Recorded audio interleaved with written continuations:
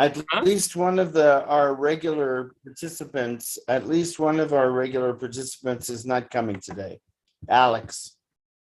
Yes. Alex notified me that he's not coming. Yeah, Alex has a meeting with the local community relating to the conferences and reflection and building on that. So with that being said, we have today the 9th session starting. We are live on Facebook and YouTube. Welcome everyone as we are commencing our 9th session of studying the Bayan. And this is open to people of all ages, young and small, and big and old. Everyone's welcome. And we wanted to relay one point that we're going to be focusing on Vahid 6, and this is pages 297 to 364. We're going roughly 67 pages we're covering today, and that's our goal. If we go a little bit away from that, it's okay. We will have some guidance from Peter about that as we go along. There is, yes, there we are. There's Vahid 6. There is quite a bit of questions that we understand that are there, and we would like to address them. Peter is very desiring to address those questions. One point to bring up is that Peter is a person who's very well versed with the Bayan, and he has a lot of knowledge to respond to questions you have. Those of you who are joining us now on YouTube and Facebook, we welcome you to leave your comments, and we would love to address them as well. Thank you very much. Peter, we are ready. Me too. Beautiful. So when John says that there are already lots of questions, does this mean that there's a queue line of questions that have already been filled in for today's session? There is, in one sense, yes, but also as we are trying to stick to the theme of the content of the Bayan, we are going to be filtering some questions out so we can stay on subject and on the route we're trying to continue on, which is finishing this book. Okay, so as what I've asked in the past is that if there were any questions that people came up with while reading today's selection, that I would welcome the opportunity to address those first, as long as we can keep that to maybe 10 minutes. And then we'll go and we'll review the entire content of Vahid 6. So if you do have like 5 or 10 questions, then let's jump in and address those. 2 questions were along the lines of perfection, and I'm going to ask it now. So this question relates to the subject of perfection as exposed by the Bab and discussed in the sessions prior. What does it mean to strive for perfection as someone who wants to put these spiritual teachings into practice? Does it mean that when someone produces work product, they can't make mistakes and it's automatically a giant sin? And how do you deal with this? How do you deal with mistakes when striving for perfection? What does one do when there is this reality before them? So, yes, let's look at it at that from the perspective of the Bab. The Bab considers that doing things to the very best of our ability. Naomi.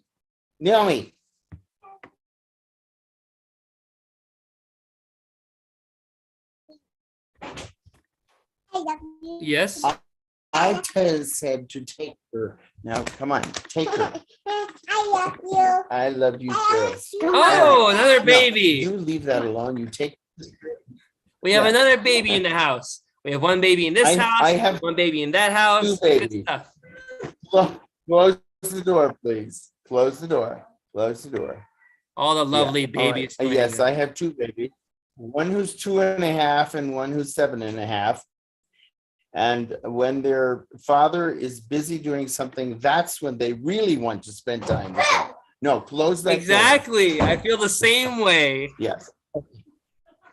Yeah, exactly. Now, if I'm ready to play with them, they get bored, well, you're available. Don't be available, be unavailable, and then I really want you. Gee, they learn this stuff really early, don't they? They do. Okay, so let me address this question. What we have to recall when we're reading the Bab, when we're reading Baha'u'llah, is this is not, it's not the same at all as the spiritual perspective or religious perspective that we have received from our upbringing, from various relatives, from various family traditions, or even the way we were treated in school, for example, or at work. This is something very different. This is really straight from a manifestation of God. And so it's really, as much as we possibly can, we have to strip away our preconceived ideas and look through his eyes, because that's what he wants us to do. He wants us to see clearly, objectively, what he's talking about. Now, perfection, we carry all sorts of cultural baggage about perfection. And the Bab is not talking about that. He's talking about doing whatever you do, especially your work, to the very, very best of your ability. And so there's no question that human beings are not absolutely perfect at anything. But that's not, God never asks us to do what we can't do. He only asks us to do what we can do to the best of our ability. And that ability changes over time. So, if you're constantly striving to improve your skill at something, then it gets better until you reach a certain age, and then maybe it doesn't get better anymore. But anyway, you see my point is that this is about trying to deliver the greatest quality that we possibly can. Because if you have a world or a country or a city or a family that is, every member is doing the best they can, you live in paradise. That's what paradise is.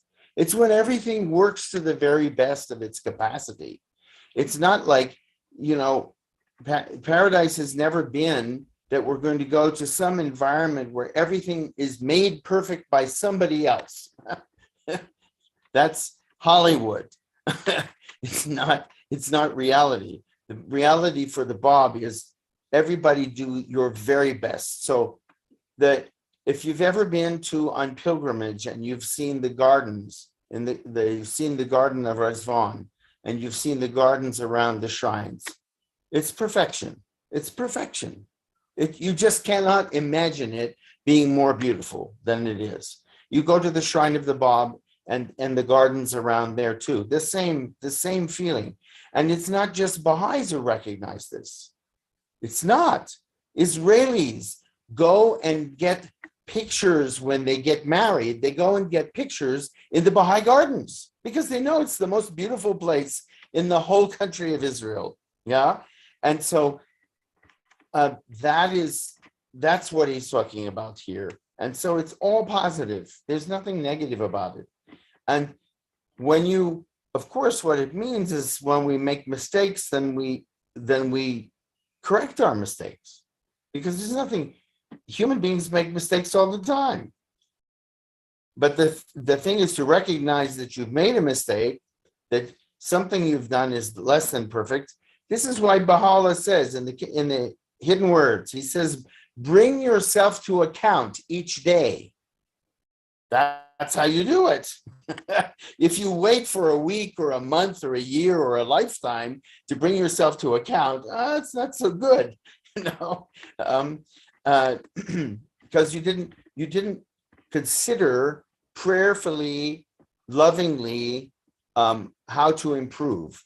And this is the idea. We're constantly wanting to improve what we have, and the standard is perfection. But it's not perfection, it's not some abstract standard that is impossible to reach. That this is a very unfortunate idea that that many of us have sort of been indoctrinated in, is that there's some sort of an abstract standard that is way beyond human comprehension and capacity. That's no, God never expects more of us than we're capable of giving. He loves us, and So, that love comes through all the time here. Yes. so to add on, there's this conscientious component to it, where in our heart, we feel that we are doing our best, but we also have to be content with what we are doing. And if I can add on, now this is my personal question. There is in the Middle East, particularly with fasting, as it is more common in the Middle East, the idea of fasting in the traditional sense that you fast, but you hope that God accepts your fast. And it's actually said when you are done fasting, people will tell each other in short, they'll say it, but in English, I'll translate to say, I hope God has accepted your fast. I hope that your fast has been accepted by God. And Amira, could you tell me what it is in Arabic, please? What? Taqabbal Allah Siyamak. Say it again. Taqabbal Allah Siyamak. So what does it mean? Accept is taqabbal. Allah is God. Siyamak is your fasting. Siyam. So Yeah. The point of mentioning this is that among Persian Baha'is and Arabic Baha'is, you'll also hear they'll say, as it is transferred from even Islam, they had said this, that hopefully God will accept your fast. And there's even prayers by Baha'u'llah about fasting that if you were to fast all your life and not do it in the spirit of the fast, God can choose not to accept it. However, if you didn't even fast all your life, but you lived in the spirit of the fast, God could accept that. So it's an amazing fasting prayer in the prayer book that you can read, where Baha'u'llah literally lays that out for us. And remembering this allows me to connect to this question that we just asked about perfection. So my question about perfection is this: is perfection contingent upon the conscience of the person that is doing it, or is there an objective standard that applies to it? Is it both? Well, it's both. How do they interact? It's both.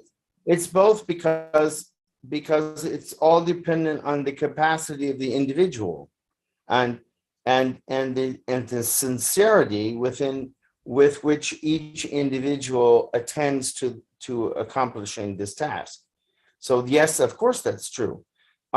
We are judged according to what we do, and according to our capacity, and not according to somebody else's capacity. There is no. It would be completely unfair of God to judge us according to somebody else's capacity. Somebody else, and so that's clearly established in the writings. But the thing is, there are also standards, and this is why the Bab goes into quite some detail about the standards of scripts, of the way that people write. And it's a perfect example in that culture, because in that culture, the beauty of handwriting is of great importance. When you have a book that of poetry, let's say, or of hadith, or of whatever content it may be, and it's beautifully written, then this is of great value in itself because of the beauty of the writing.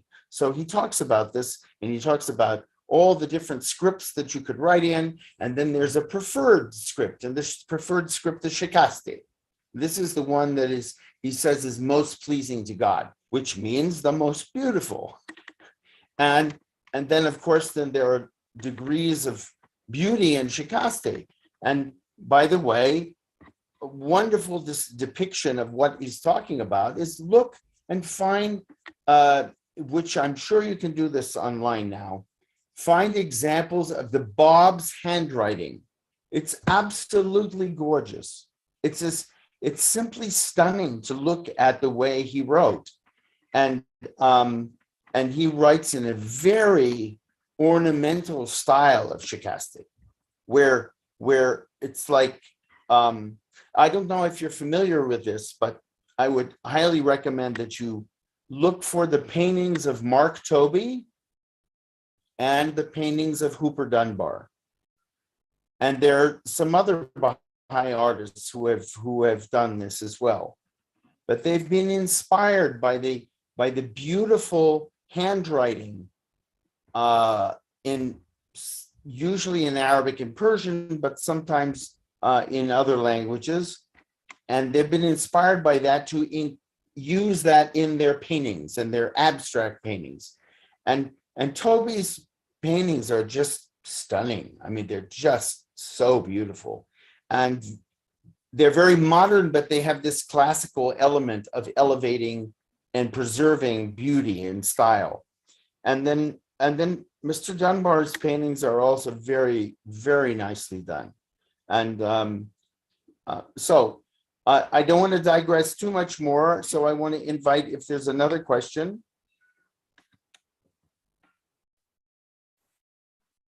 At the moment, it's a good time to get started. No one's raised their hand here. It's a good time to get started with the rest of the course.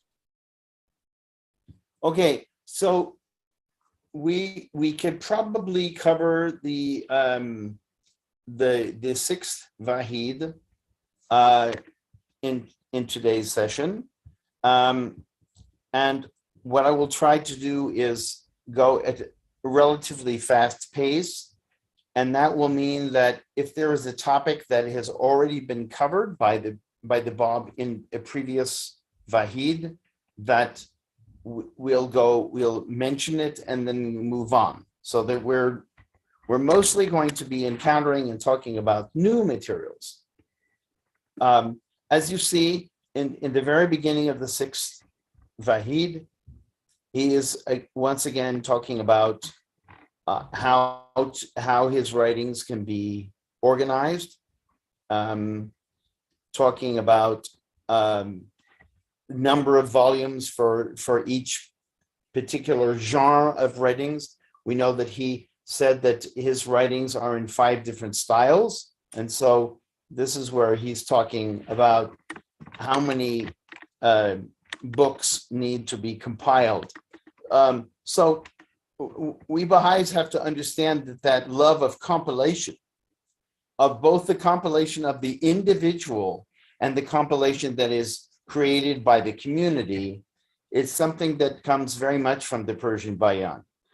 The Bab wanted us to choose to study his writings in a very systematic fashion. And that means we have to organize them in a way that we can understand them, and not just begin at the beginning and go to the end. And having said that, I'm sure that in the future, when people are going to be reading the Persian Bayan, they will do thematic studies. They'll look throughout the Persian Bayan to where does the Bab talk about a particular theme? Because it's when we do thematic studies that we come to have a much more deep understanding of a particular teaching of a manifestation. Because the manifestations don't write a whole chapter on one subject and then never refer to that subject again. That's not how revelation works. Revelation comes, and it's usually filled with many, many different topics. And those topics can be reiterated in different wording at different times. So that's what he's talking about first in Bab 1. Then he talks about more about the ordering of those verses. It's very interesting that he has in number 3, he says, it's very important for people to pay attention. Pay attention, be attentive, and also understand that real understanding is not imprinting our ideas on God's ideas. It's reading, it's understanding God's ideas through the manifestations words. This is where we need to, and this is why the Bob comes again and again and again. The only way you're going to really understand my words is from me and from him whom God shall make manifest. If you want to understand a manifestation, you got to read it through the words of a manifestation. And this, of course, is borne out by Baha'u'llah, and actually by the Bab as well. The Bab didn't create a priesthood, and Baha'u'llah abolished priesthood. So there is nobody to tell us what anything means except for the manifestation and the ones that he selected to interpret for us.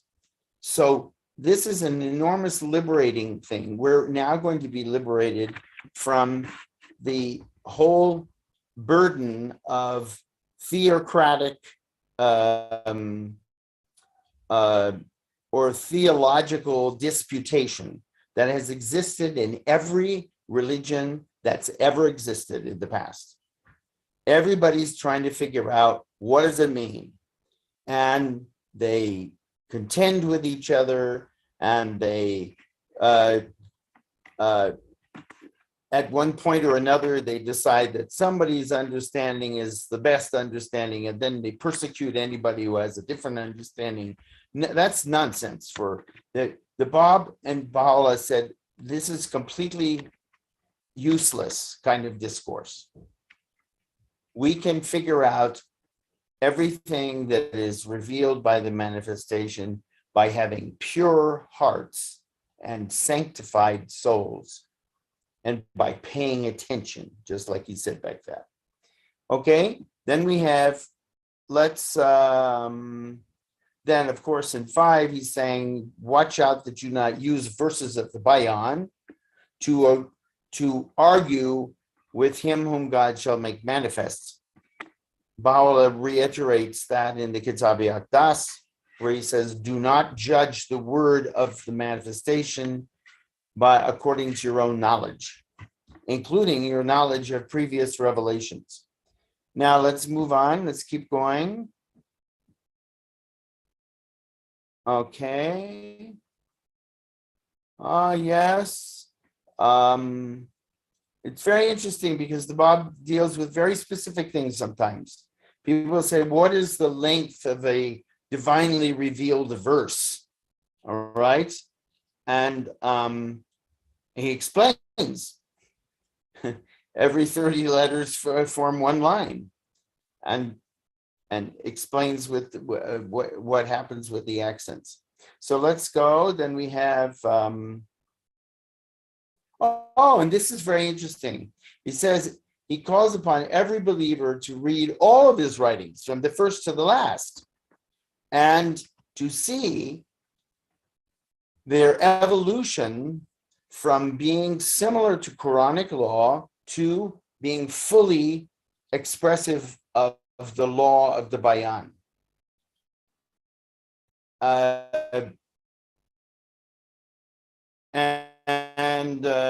Let's go on to Vahid 2, Bab 2. This is about purity. There's quite a bit of, this is a chapter that's a great deal about purity, all right? This particular Bab, it's about physical purity and also spiritual purity. And the Bab has much to say on this subject. Like perfection, purity, physical purity is of great consequence to the Bab. It turns out it is also to Baha'u'llah. But at the same time, spiritual purity is what's behind it all.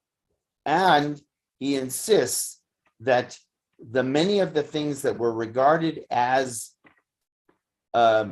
polluting, corrupting influence are not. And that there are other things that were not regarded as impure, which are. For example, Baha'u'llah says in the Akdas, he says that we're not to bathe in the traditional Persian bath because the water's been sitting around and everybody and his uncle's been bathing in it. It's not pure water. He insists that you have to wash yourself with pure water. And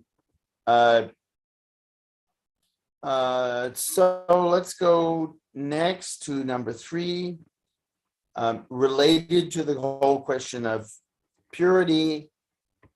He says a bath needs to be built in every village so that people in even very remote places with very small population are able to keep themselves clean.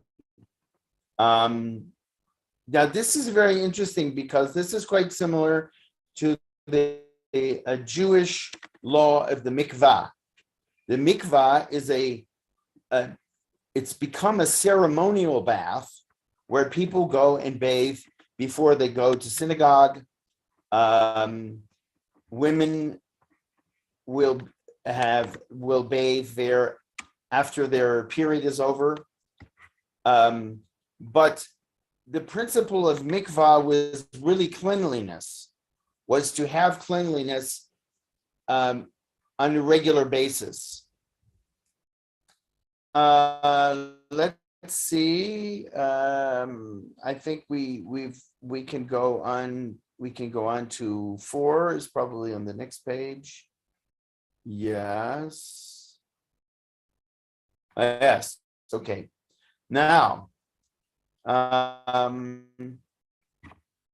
we're going to get into some areas which I'm going to correlate directly with Abdul Baha's guidance that the Persian Bayan not be published by the Baha'is and not be even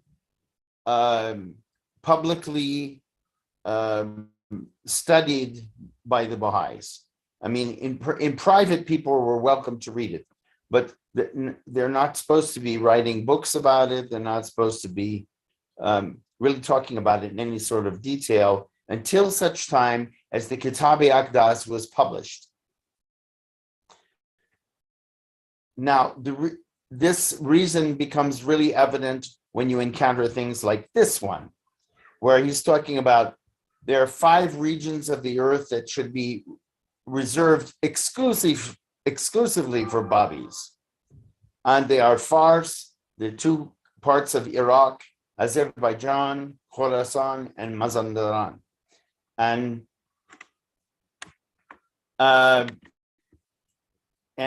these are very special lands because they're associated with the manifestation, but also they were established with the inhabitants of those places were all Shi'i. They were Imam Shi'is. They accepted the authority of the 12 Imams. Now, obviously, this statement is a statement that is completely overturned by Baha'u'llah, who does not reserve certain regions for Baha'is. He wants Baha'is to live all over the world, and he wants them to live in happiness and in harmony with all the people of the world of whatever religion. But it does give you an idea of the revolutionary character of the Bab's writings, where he's making a very clear dividing line between Islam and between what is going to come next. Because, of course, there's no reference to this in any of the writings of Muhammad, in the Quran or in the Hadith. There's no mention of this. This is the Bab's radical break. And then we go in 5, we're talking about the ways in which people greet each other. This is very interesting because in the Bob multiplies the ways in which people, the names of God that are used in greeting other people. And he explains it. And the explanation, of course, always the explanation, friends, is always going to be the purpose of following this law is to prepare you spiritually to recognize him whom God shall make manifest and to follow his law. And in this particular case, Baha'u'llah took the greeting that was to be used by the women and made it universal for men and women. Allahu Akbar.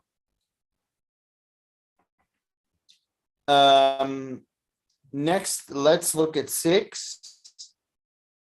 This is another challenging book, challenging law, because the Bab states very straightforwardly, basically all of those books that that come from the previous dispensations are useless. Everything must be centered on the Bayan and whatever comes out of the Bayan. Again, this is like breaking the dependency of humanity on their previous manifestations, on their past, and making you ready to accept the new. And he ends this by saying, in the day of the manifestation of him whom God shall make manifest, to recite one verse from his verses is more, it will do more to elevate your soul than to read the entire Bayan. And that Bayan in this case doesn't mean this Bayan, it means the entire writings of the Bab.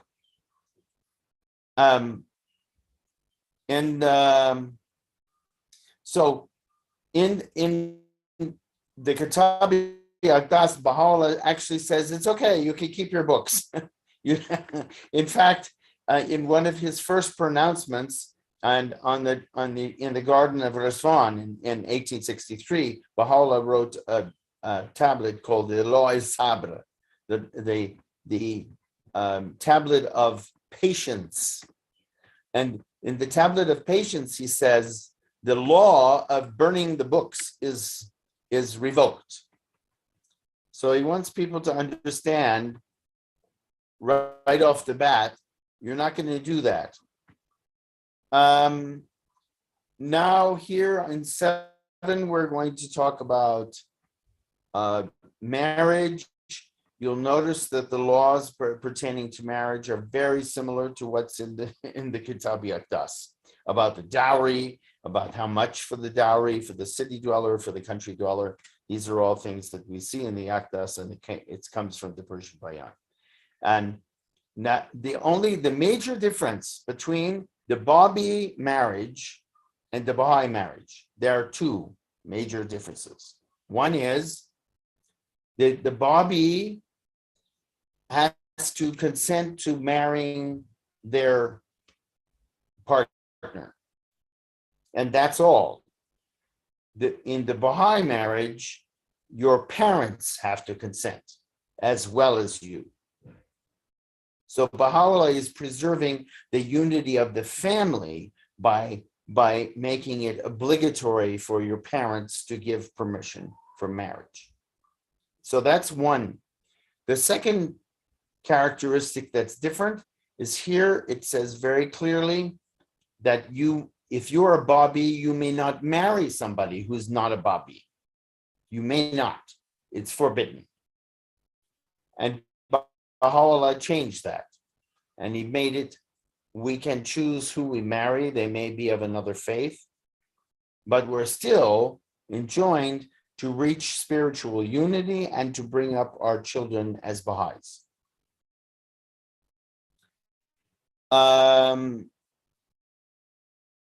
Let's see what we have. So he's talking about this is very interesting thing about even though the um, the principle of the hierarchy of comprehension that the Bob is talking about is that not everybody understands what they're reading at the same level. And so he is building an argument that the villager who's illiterate has to depend on somebody, the village priest, who can actually read.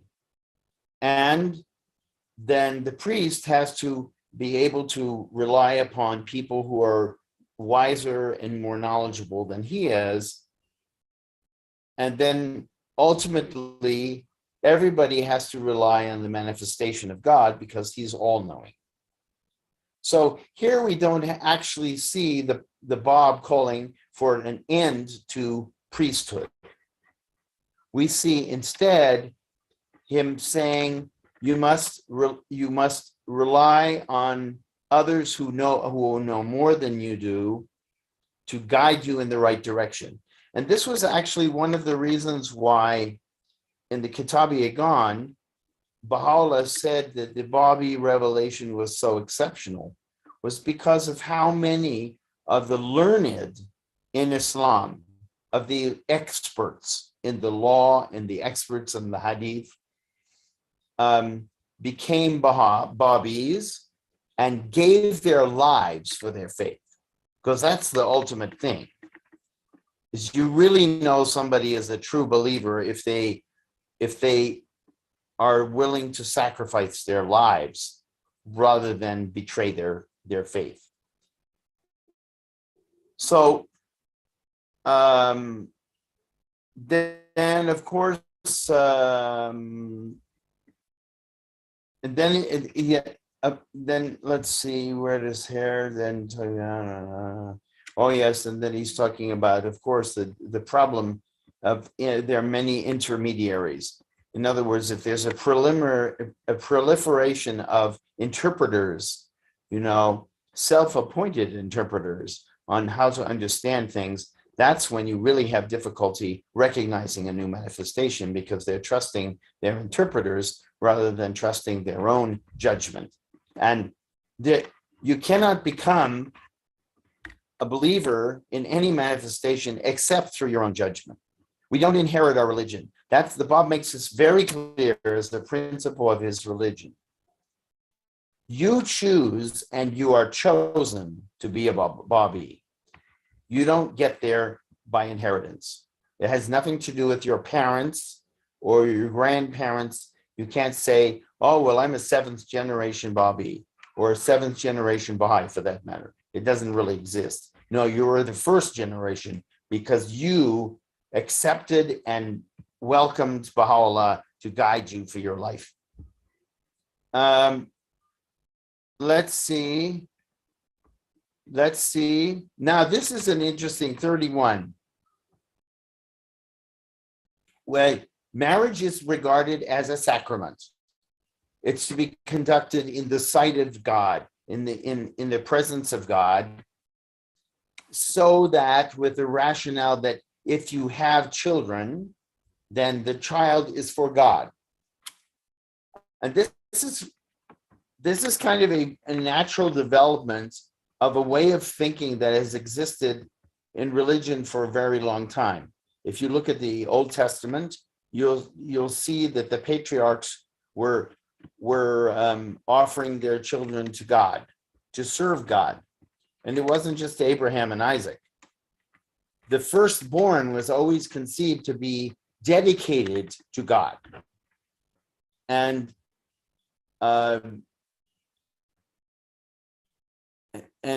as many of you may have some experience in Roman Catholicism and know that for centuries it was a tradition that the first male child became a priest in the Roman Catholic family.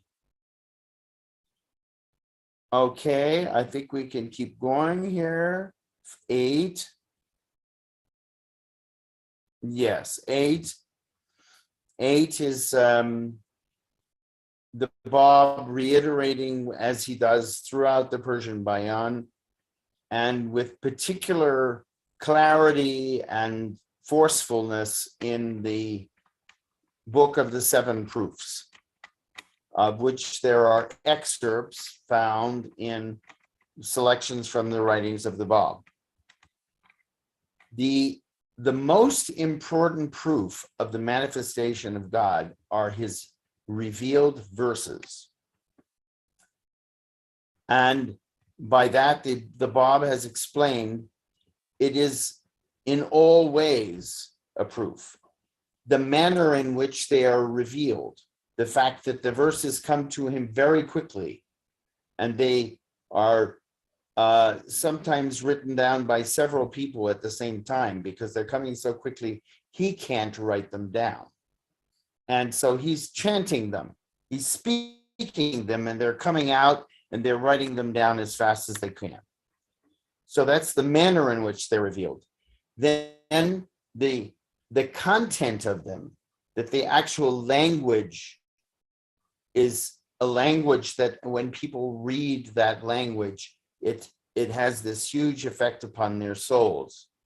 Then there's what is it conveying? What teachings are the writings conveying? Are the revealed verses conveying? And then there are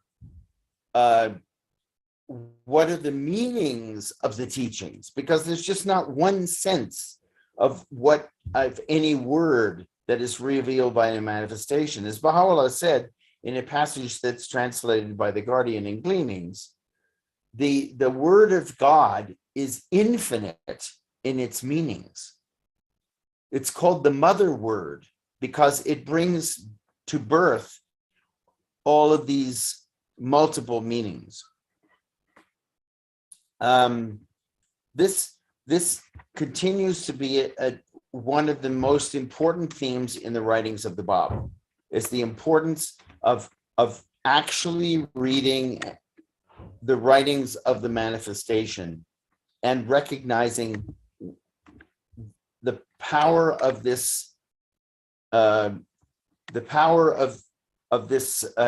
of God, which is inspired by the Holy Spirit. And it's not human words. If he's using our language, but he's speaking from a different place. Now in 9, the Bab is talking about garments. The Bab was very happy to have Babis well dressed. You may wear silk, you may wear gold, silver, you may have, beautiful clothes, because that's perfection. Again, he's not going to deny you perfection. You can have beautiful clothes and ornament and jewelry also. And that is not vain. If it's done in the right spirit, it's in obedience to God, because it's honoring the principle of perfection. It's making all things beautiful. But at the same time, isn't it interesting that he says, remember, honor and grandeur do not reside in these things themselves, but rather in him whom God shall make manifest. So elsewhere he pointed out that when him whom God shall make manifest appears, then you must offer everything that you have to him. You could be the richest person in the world and have many beautiful things, but now give them all to him. And the interesting response is Baha'u'llah's response when he says, yes, all of these precious things actually belong to the manifestation, but the manifestation doesn't accept them. The manifestation accepts your gift of them, but they remain with you, because he has no desire to possess all the possessions in the world. That's not his job. But he accepts them on behalf of God, because you've given them over to him. Now, number 10, Bab 10, we're talking about the Bobby version of what we call the Baha'i ring, the signet ring. And as you would expect, the purpose of this ring and any other ring that is going to be described in this Bob is to prepare the believer for the acceptance of him whom God shall make manifest. You know, when we want to be reminded of what time it is, we're wearing a watch. And when we want to be reminded of who our allegiance is, we're wearing a ring. But this is very, very old tradition. We don't even know when it began, but we have it with marriage, obviously. But this ring is more important than marriage because your whole relationship with God hinges on recognizing his most recent manifestation. Let's move on to 11.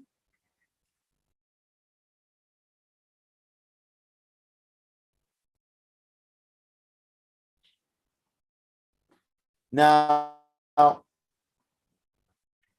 this is talking about the behavior between teachers and students, but also between parents and children.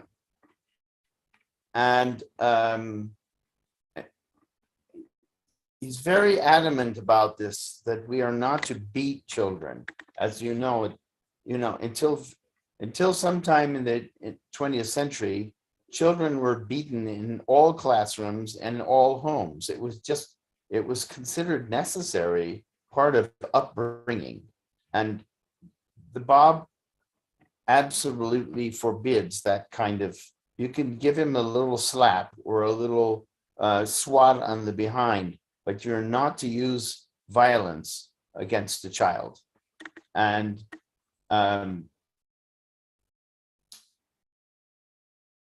let's see then. Yes, encouraging children to play.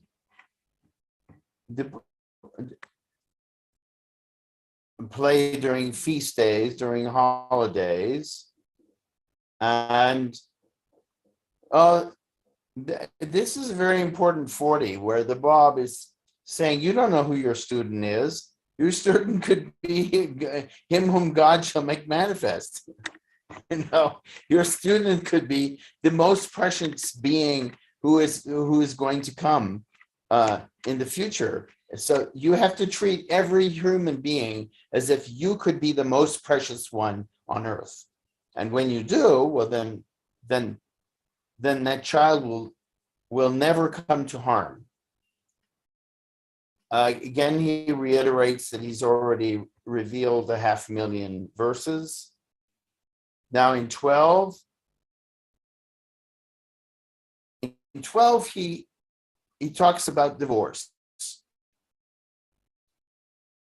And the Bob is very disapproving of divorce, but he knows that a certain number of people will divorce. And so if they're going to, what you do is you make it hard for them. They can't actually receive a divorce for a year. And consequently, they have plenty of time to change their minds and say, what are we doing here? And in the and he also says that they have an opportunity during this year of waiting to reconcile 19 times. And even after the divorce, there's a 19-day grace period where you can still reconcile.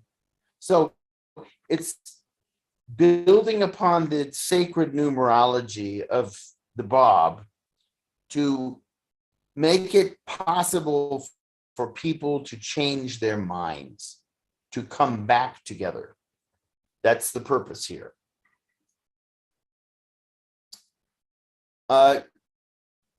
Then 13 is about reiterates a number of the central teachings of the Bab. Then it talks about the sacredness of the locations or the vicinity of the tombs of the letters of the living. The letters of the living and the Bab himself, and goes into some detail about, how many doors there are on. Sometimes people think that the manifestation is only concerned with the universals, but it's not so. They often deal them with very minute details. But the minute details give us a clue about how to apply and implement the universals. Because otherwise, if we have nothing but universals, it doesn't give a pattern for life. But you have the specifics that give you a clue about how to apply those universal teachings. Let's move on.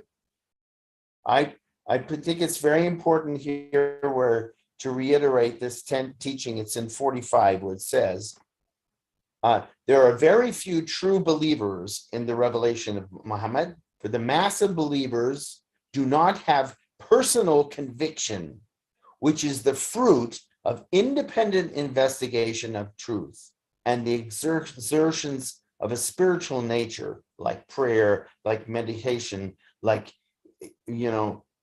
giving alms, like helping poor people. Most believers are imitating the belief of other people. They're imitating their relatives, their friends, and they're imitating religious leaders.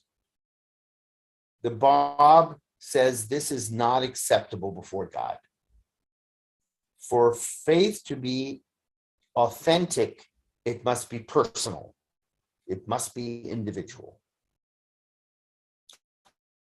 Very interesting, in 46, the Bab makes it clear that the hadith are not a source of guidance that is acceptable in God's eyes.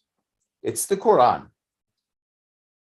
And from that, you will probably recognize Baha'u'llah reaffirming that principle by saying it is in his writings that we have the guidance for our dispensation and the cycle of fulfillment, not in the traditions that are told about what he said and what he did. It's the writings that are our guide, as it was in the case of the Quran and was for the Bayan. Let's see. Let's keep moving down here.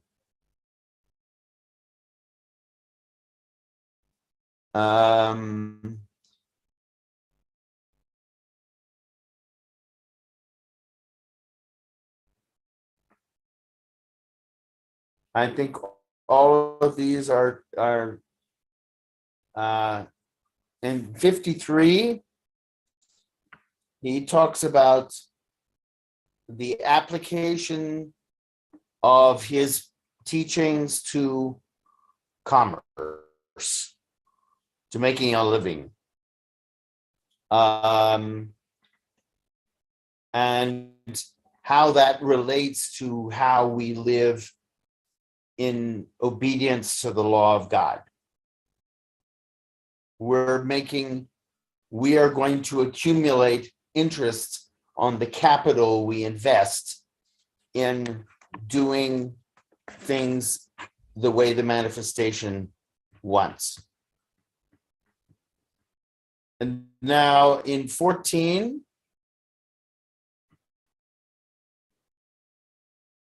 he's talking about the day of God, the most important day of the year, which is Nowruz. And he says really wonderful things about this. On this day, every good work is worth the equivalent of the good works of the entire year. And of course, we know that there's going to be a big celebration because it says the number of dishes which must be served to guests in the homes of believers must be between 19 and 2001. Now that's a big party. I mean, at my house, you're lucky if you have 4 or 5 things that we're going to eat in the course of a dinner. And that's a festive dinner. But 19 and 2001, and this gives very special attention to the first day of the first month of the calendar that the Bab has revealed. And the first day is the day Baha, and the first month is the month of Baha. Again, another way in which the Bab is pointing in the direction of Baha'u'llah, as this is him whom God shall make manifest. So we're even, in a sense, in a very real sense, the Bab is starting the Baha'i dispensation inside of his own dispensation, because there's no break at all. They're tied together so intimately. And he also makes this even more clear when he says that the first month of the first day is the day of him whom God shall make manifest. Then in 15, he describes something that he's described in previous Babs about what is the difference between paradise and fire, or paradise, we'd call it paradise and hell. And it all circles around recognition of the manifestation and following of his teachings. And this, again, I think these are really beautiful symbolic gestures when he describes, he says, whenever the name of him whom God shall make manifest is mentioned, then everybody must stand and show respect for his spiritual presence through his name being recited. And that when he is made manifest during their lives, that they prostrate themselves, they bow down to him and do as he wishes. In 16, we have talking about pilgrimage, about travel, about commerce, about voyages. We've been through some of that before. Very interesting thing here, where the Bab talks about what are the usual fines for somebody who doesn't abide by the law and who breaks the law. And most of the fines are monetary. And later on, we'll see that he's very much opposed to prison, any kind of imprisonment. And he says the principal reason for that is that you might end up imprisoning him whom God shall make manifest. And that would cause him great grief. And when you think about the life of Baha'u'llah that will happen very soon after this, this is 1848. In 1852, Baha'u'llah is thrown into Siyah Shal. Not only prison, the worst prison. And his great sufferings there we know about, because he actually talked about the sufferings of himself and the other Babis in that prison. But here he's talking about what are so it's usually a monetary requirement, and it's always related to the numerical. It has a symbolism in it. It's not just straight money. It's money that incorporates your obedience to God. You're coming back into obedience to God by paying this fine for having done something that was wrong. And this also is similar when a person does violence to another. So breaking laws in general there are going to be financial penalties. But if you do violence, if you steal, if you hurt somebody, if you mistreat animals, including beasts of burden. So mules, donkeys, horses, camels, they're carrying things for you. You can't live without them, and you must treat them right. If you do not treat them right and you mistreat them, then you have a penalty in order for you to come back into applying the good graces of God. Now, another thing that I think it's important that that I bring it up is that the Bob punishes men who are presumably all married here by making them, depriving them of the company of their wives for certain periods of time. Apparently, that's not a big burden on the women because this he would not be punishing the women for what their husbands have done. So maybe it's very nice for them to have a break from their husband. I think that's kind of an interesting idea, but for the guy, it's not. It's clearly the Bob understands that for the husband, this is not pleasant. To be separated from his wife for a period of time is very hard, and it reminds him that he's really messing up because it's really the separation from his beloved. The best beloved is God. He has separated himself from God by doing this wrong thing that he was forbidden. And so he has to pay the consequence by being separated from his wife. The logic is perfect. And like I said, it's probably it's fine. It probably is not a burden upon the wife, especially when she understands that he has to do this in order to get back into the good graces of God. Then we have in 60, he talks about how important it is to have pleasant and comfortable travel.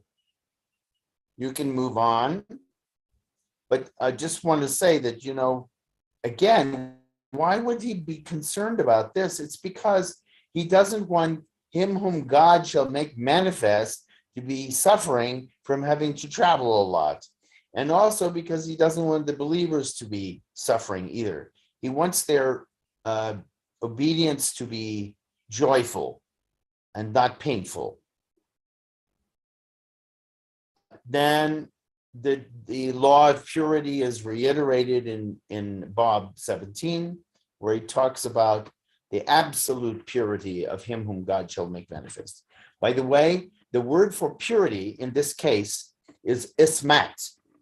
And ismat means not just purity physically, it means purity of mistaken ideas, purity of wrong motives. And so it also means infallibility, because the infallibility of the manifestation of God is not an infallibility that is purely, you could say, intellectual. It's not just his ideas that are protected from fault or error. It's everything about him. It's his relationships with people. It's the way that he. Oh my!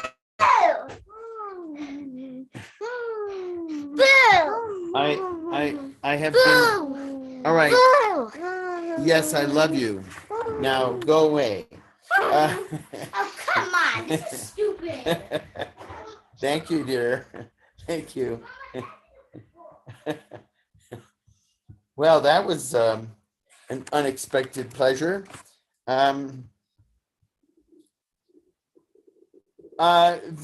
So isn't it interesting in 1 Vahid, in one, no, in one Bob, he can speak about the absolute purity of him whom God shall make manifest, and then talk about the excrement of mice and other animals as not being inherently impure.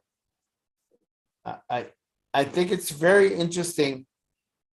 There's another passage in the writings of the Bob where he says everything that used to be considered impure is now pure. It has all been purified by the manifestation of God.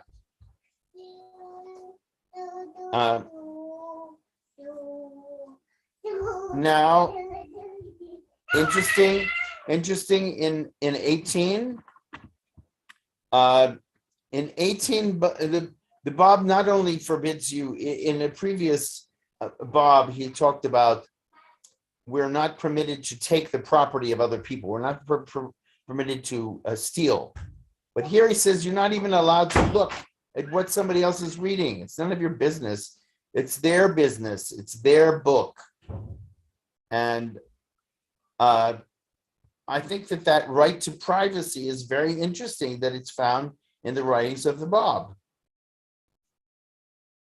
And then 19 is very emphatic. 19 is extremely emphatic. When someone sends you an invitation, you must respond. If somebody sends you a letter, you must respond. If somebody asks you a question, you must respond. This is a law. This reciprocity is required. I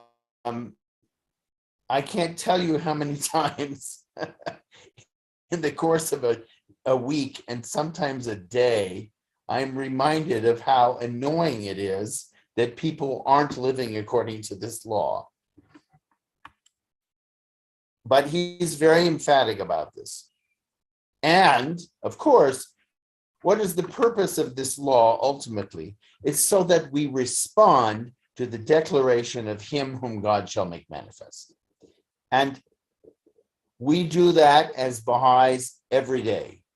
We respond by saying a prayer where we acknowledge his truth and his role as our intermediary with God.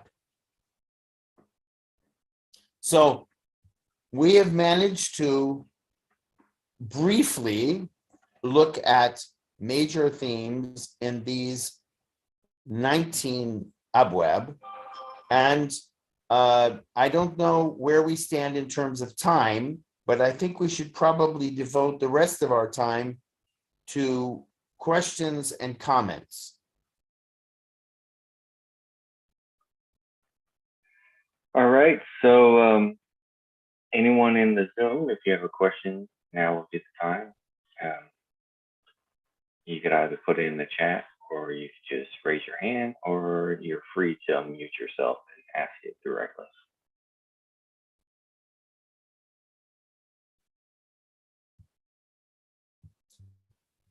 And I want to encourage you to not be shy about this. Imagine that you're in Golda Meir's kitchen, and you're a member of the cabinet of the state of Israel, and she's just made some really good, pita bread and hummus and so she says, so what do you think? She's not going to accept for you not to say something. It would be rude. And in the spirit of the Bob, who demands a response to his question, now I'm asking you a question. What do you think?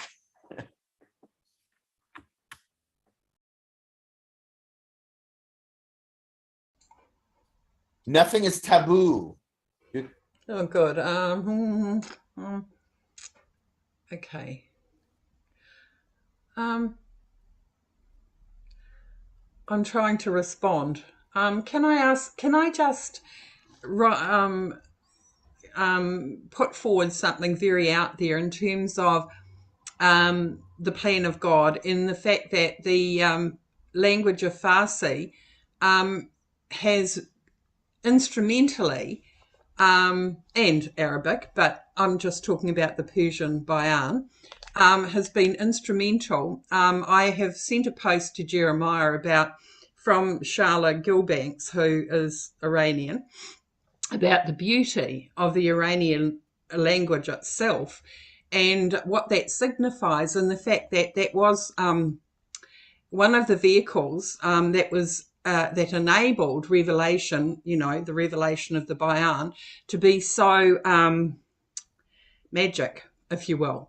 So I was just acknowledging that if it wasn't for these vehicles, particularly this is the Persian Bayan, then we would be deprived of that deep, intimate connection with Him whom God shall make manifest through the vehicle of that beautiful language. That's me trying to be responsive, given all this wonderful stuff that's been given to us during these sessions, just from a very ordinary perspective. Thank you. Yes, thank you so much for pointing that out, and it's such an important observation. The Bob revealed the Word of God in the Persian language. This was the first time. This was the first time it was ever revealed in Persian. Zoroaster did not reveal his scriptures in Persian. That was a different language. The Persian language that we have come to recognize as being so beautiful, even in translation, it's beautiful.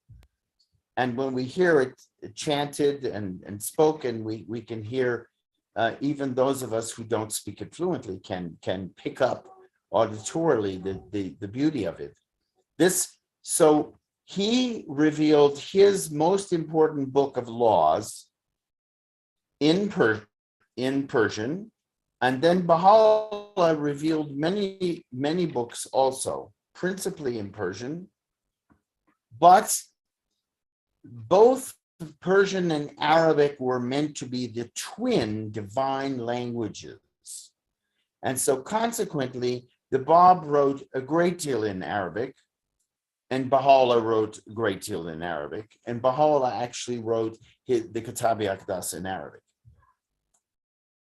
And we are urged, not just Persian Baha'is, by the way, all Baha'is are urged to learn Persian and Arabic. And I have no doubt in my mind that when we're ready to do it, we will make that happen. My girls, I have 2 girls, they're going to learn Persian and Arabic. They're not going to learn it from me because my Persian and Arabic are awful. I can only read and look things up, but I don't have a fluency in either language. And but I know that when you're young, you have the possibility of learning these things much easier. Yeah. So thank you for sharing that. And again, the beauty, one of the characteristics of the Word of God is its beauty. And we are so fortunate, those of us who are English speakers, to have the translations of the Guardian, because they're so beautiful. The language is just so gorgeous. And to be able to take the beauty of the Persian and Arabic and then make it beautiful in English is an extraordinary gift, and not one that not one that we should fail to appreciate. So who would like to respond? Who's the next responder?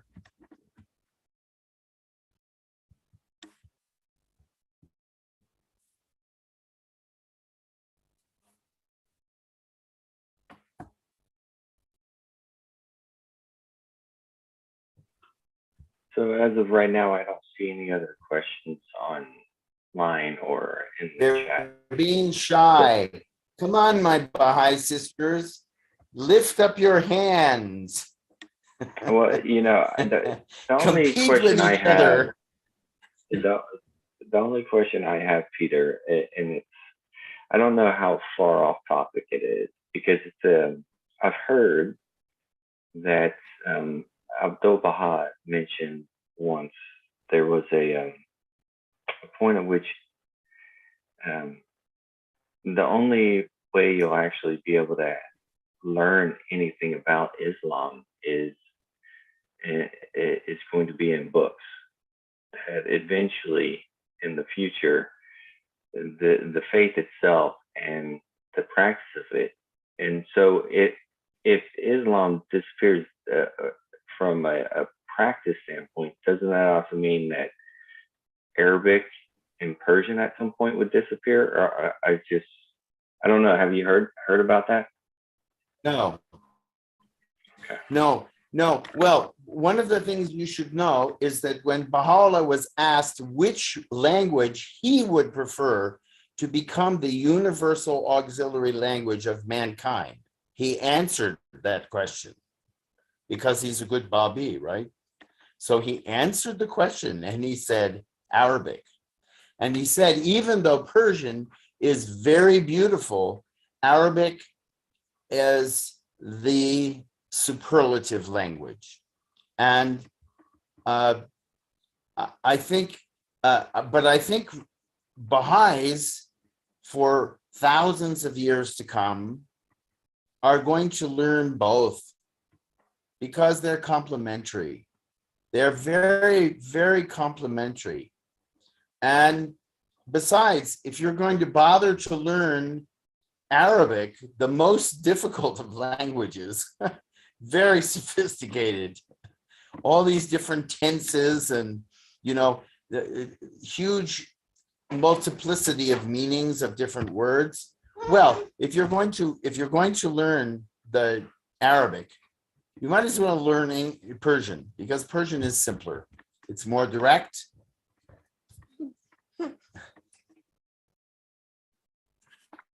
And this is my Ava. She's 2.5.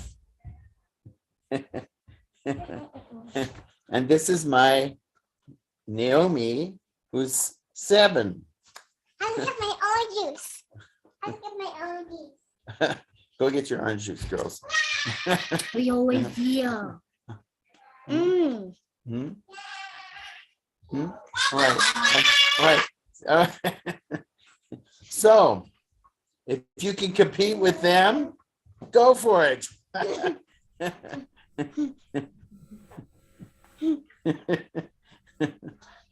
So, John, do you see any? Do we have another other question? Mhm. So I want to give you a preview of 7. 7 is One second, Peter. Lucinda. Oh you yeah, have a question? Go ahead. I don't want to interrupt you. Oh no, it's fine. I mean, no. we have plenty of time. Vahid 6, Bob 1 talks about equilibrium. Can you expand on that a little bit? Because he goes into it. If you will quote the passage that you were particularly interested in, that would be helpful to me. It's Vahid 6, Bob 1, and it's let's see, it's in the middle of the page. God has permitted, in what concerns the organization of the, well, it talks about the organization of the Bayan, and it also talks about geometric and Bayan. it talks I about like Bayan. when you have, Bayan is better. it talks about it in many different ways. So equilibrium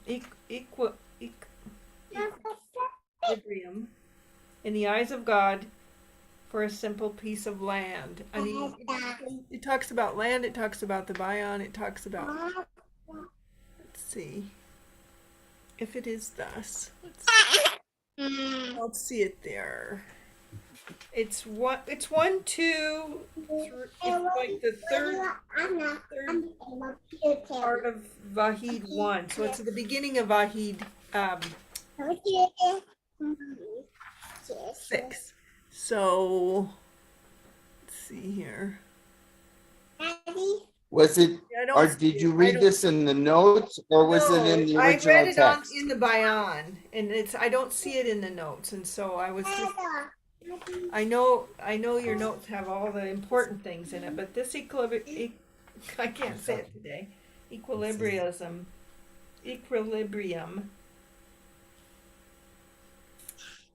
Nothing is more precious in the eyes of God than equilibrium. It's the point that if someone possesses a plot of land and he wishes to have it, blah blah blah blah blah. So you don't have the Bible. Okay, Okay, does that make sense? I'll tell you what I'll do, because I don't have it open on my computer, because on my computer I've got the shared screen with everybody else. Okay, so what I will do is in our next session, I'll open with that. Okay, I'll The whole page. and I'll give it some thought in the meantime. Okay. What? The whole first What did you page. say?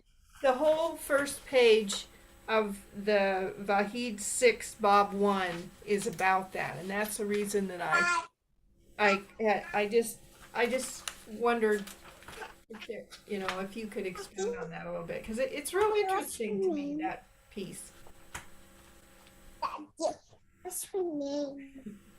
Yes. Well, I don't want to simply riff here and improvise.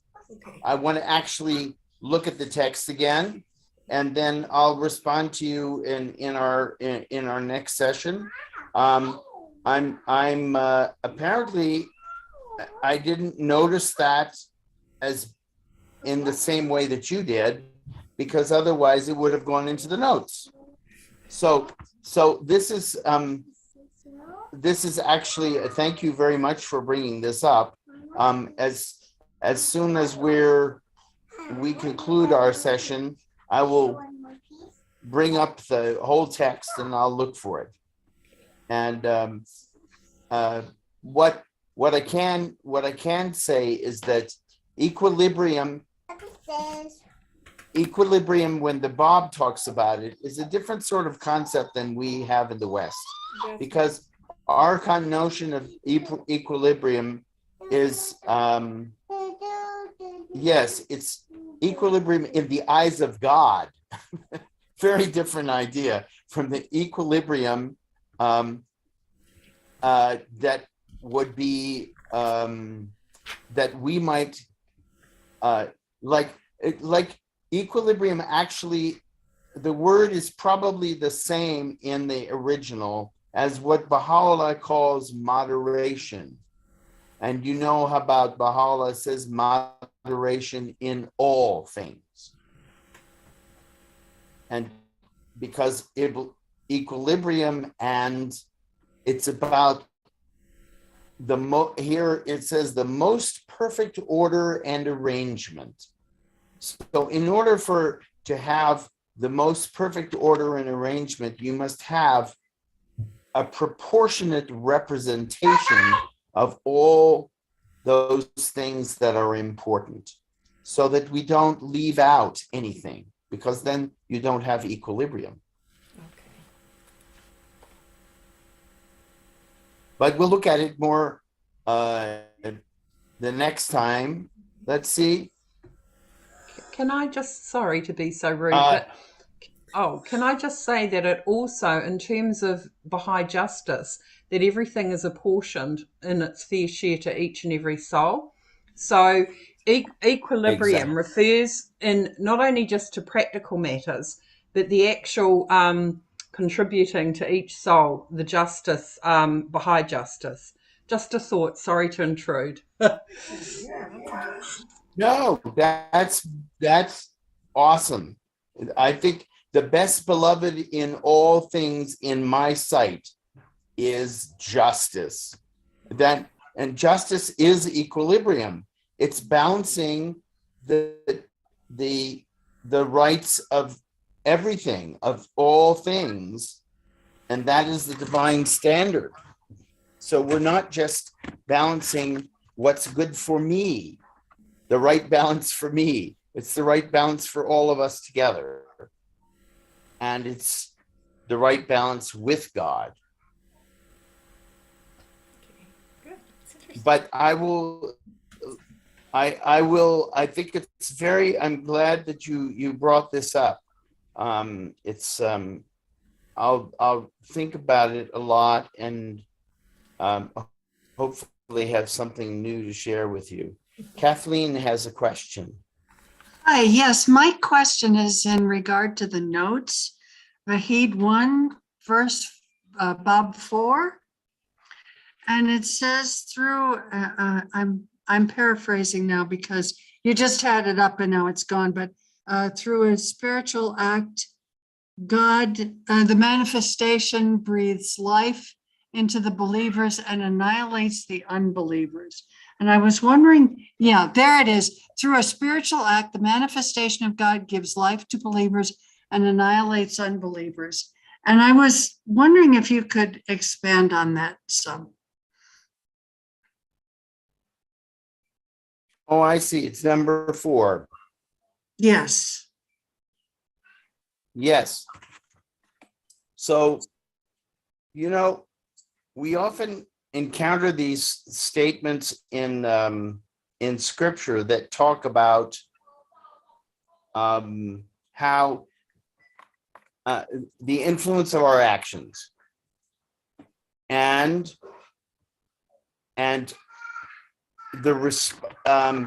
how our actions are actually made pleasing to God.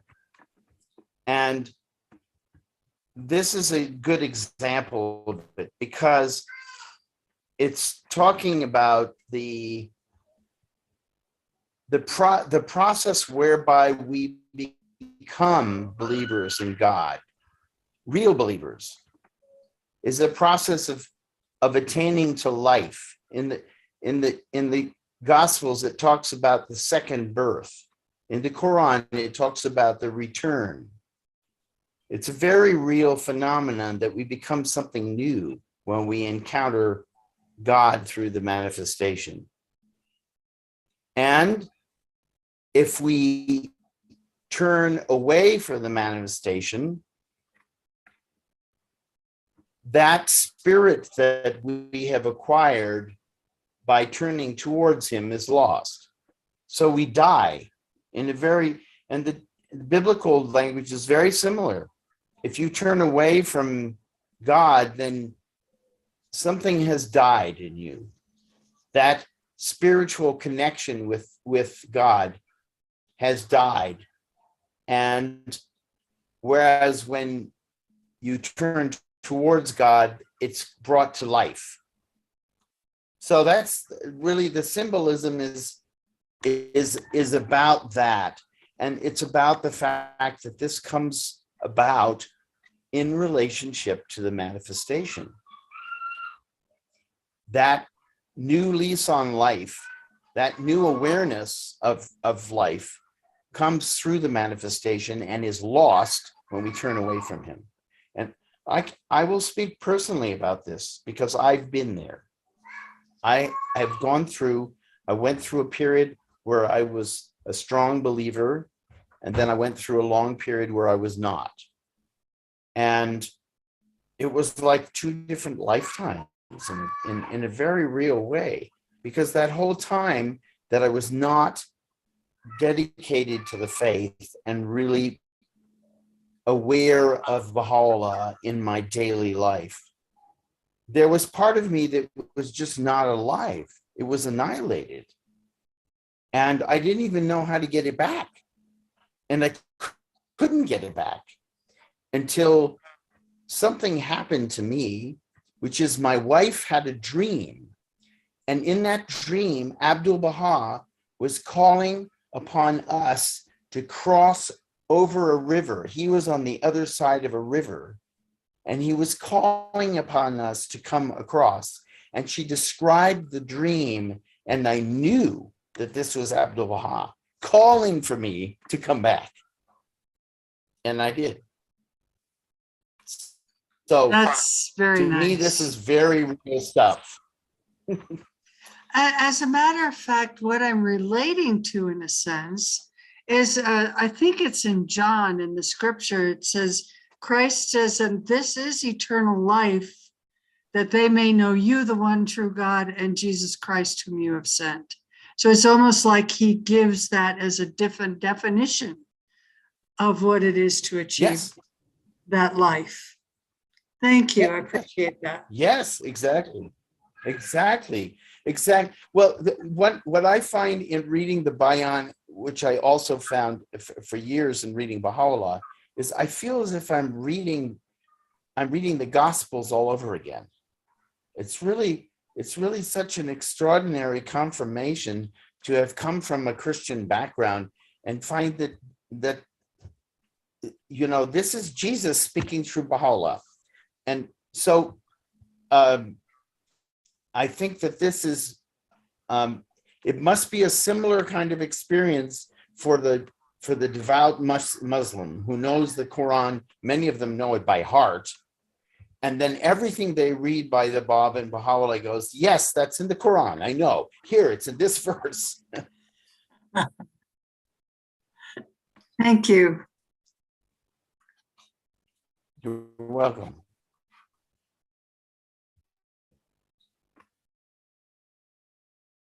Are there more?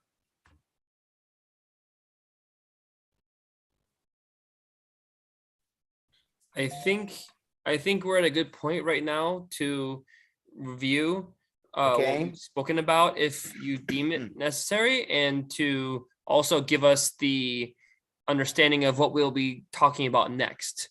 What will we have to look at this week, and what will we be studying next Wednesday together?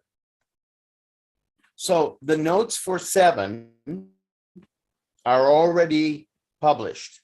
You have them available for you, and 7 is plenty of material. I don't know if you'll have time to read all of Vahid 7, but we'll do as much of it as we can next time, and then whatever is left over, we'll bring on to the next session. It's about 60 pages long, I think. So Wahid Wahid 7 is about 60 pages long, you said? It's about 60 pages of text, I believe. Mhm.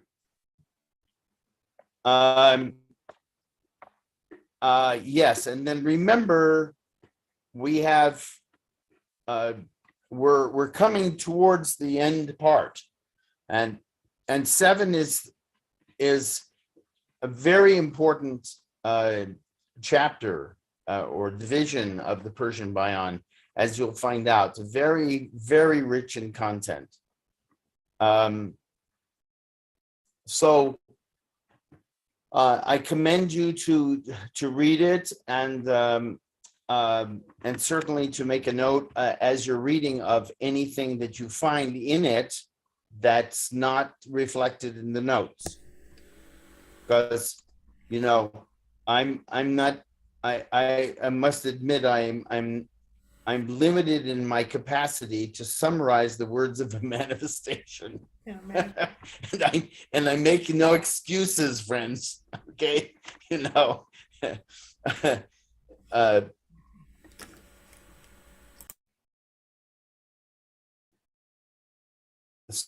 so that's where we stand. 7 for next time, as much of 7 as we can do. And if there are any, we'll do the same thing next time as we've done this time. If you think of anything that you want to bring up before we start going through the notes and considering the contents of 7, then we'll address those first. And by the way, if you happen, this is not about all following the same reading schedule. If there's something that you go back and you read in an earlier Vahid or the earlier Bab that really caught your attention and that it's nagging at you, you want to hear what somebody else has to say about it, please bring it up.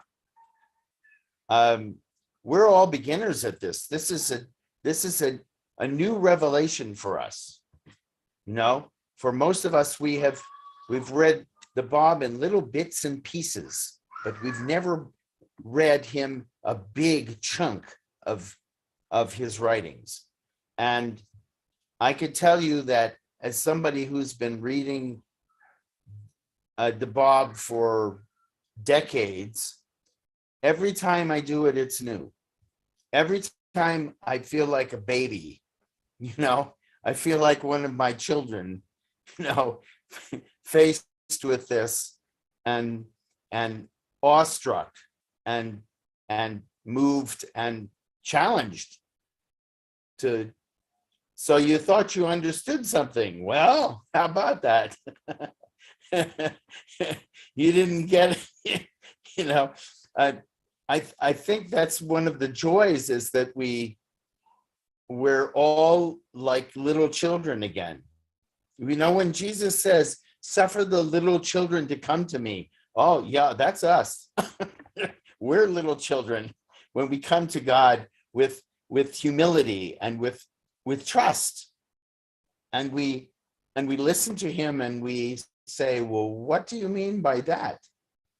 And so I commend you to his care, his protection, and his guidance for the next week. And may you know great joy and happiness in reading these words. Peter, thank you so much for tonight's activity. One last thing I'd like to recommend or suggest, or the program this weekend that we're putting on at the Clearwater Baha'i online services is a talk with Christopher Buck, and it's I'm going to share the screen real quick because I think it would be very good for everyone in this to take the time to join that program. It is about the seal of the prophets and divine presence, why these two key verses should be read together. So if you have time, just sign up for that and join us at 11 a.m. All right. And if there's nothing else, Peter, I will say good night. I just want to share with you. I wanted to share with you one thing, which is that Chris Buck and I have known each other and corresponded and been friends for, let's see, 45 years, I think now. And he's a really wonderful guy, and he has a really, really penetrating capacity to understand and to correlate the Baha'i teachings. So I really highly recommend that you come to that presentation. I will definitely be coming and listening. So thank you all again, and have a wonderful week.